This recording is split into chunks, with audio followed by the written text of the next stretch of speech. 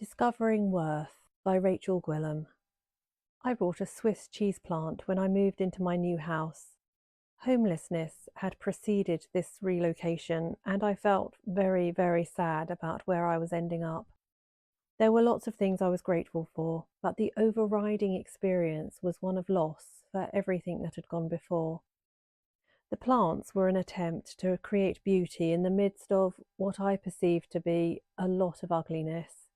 I was delighted when the cheese plant put out tender new leaves, but they were short-lived.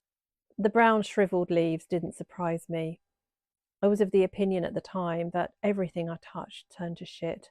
I thought it highly likely that the whole plant would follow suit.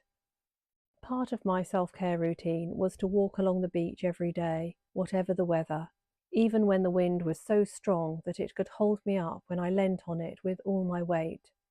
On these days, I would be propelled at a run one way and bent double into the blast, inch home.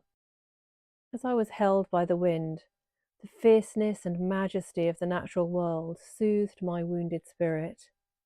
I had too few inner and outer resources left to meet more than my most basic needs, and I was grateful to the wind for reminding me that it's okay just to be held.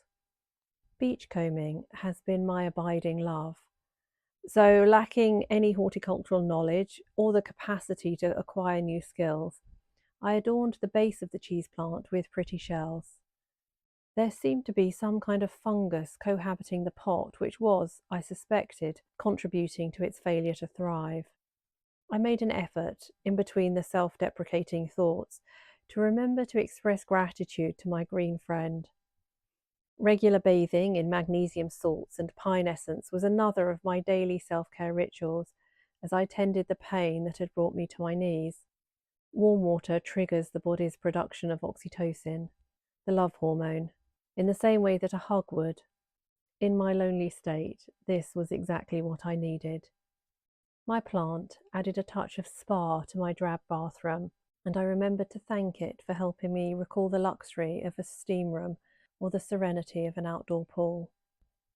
Another flourishing of new leaves appeared, and this time they unfurled. They were delicate and glossy, and the most beautiful verdant green. I was filled with awe as they graced my space, signifying new life and abundance. I also felt deeply unworthy to receive this gift of nature. I had done nothing to deserve it. The unfolding of my life had been so bleak that it was hard to accept even the offering of a tender leaf, something simultaneously ordinary and magnificent. I was disconcerted by this discomfort. It revealed a pathetic sense of self-worth that was almost certainly responsible for the disastrous condition of my life. The delicacy of the new leaf reminded me to treat my heart tenderly. Blame is further vandalism of the soul, and I did everything I could to avoid fueling that particular inner anarchy. Instead, I allowed the awe to seep into me. The magic of the leaf as it emerged on tender stem in a tight whirl that gently untwisted itself into a glossy platter cast a glow about the bathroom. Krishnamurti has much to say about meditating on nature. If we allow ourselves deep contemplation, the natural forms around us speak to the soul. He questions, "Have you ever actually seen a flower?" I doubt it, because we do not really look at a flower. What we do is immediately to categorize it, give it a name, call it a rose, smell it, say how beautiful it is, and put it aside as the already known. The naming, the classification, the opinion, the judgment, the choice, all those things prevent you from really looking at it. I realized that my state of brokenness was exactly the right condition for meeting the new leaf with the grace that Krishnamurti is describing. I could barely remember what type of plant it was. I could just look, and in looking I saw its wonder and beauty, transcendence even. All came to me as a gift, like a torch amidst the rubble. Even now, when I look at the cheese plant, there is a sprinkling of fairy dust. Last Sunday, my Course in Miracles group was reading the section that includes, "Your worth is established by God. Nothing you do or think or wish or make is necessary to establish your worth. This point is not debatable, except in delusions. How does this sit with you as you read it? Many of us carry unconscious wounding that makes confronting ourselves as divinely worthy deeply painful. I cried when I read it. I cried after the meeting, and I cried for most of the following week, even though it is not an idea I am unfamiliar or in disagreement with. At this junction in my life, it was discombobulating.